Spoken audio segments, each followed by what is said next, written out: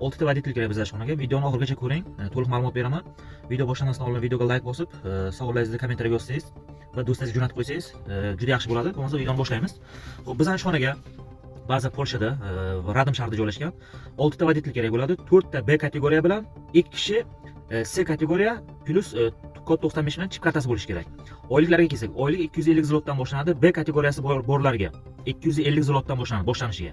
Har 1,5 oyga keyin bu tepaga qarab ko'tarib ketaveradi. B kategoriya faqat B kategoriya o'zi bo'lsa bo'ldi. Hech qanaqa pravani alishtirish, boshqa любой prav bilan ishga olsa bo'ladi, любой hujjat bilan ishga kira olasiz.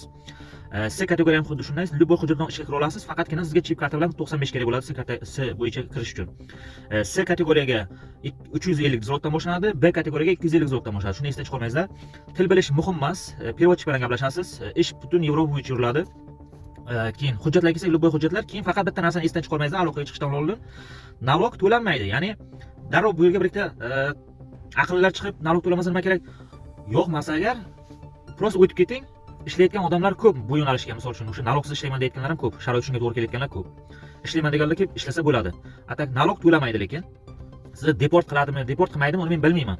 Lekin bu yerga nalog to'lamaydi, men o'zim fevraldan beri ishlayapman.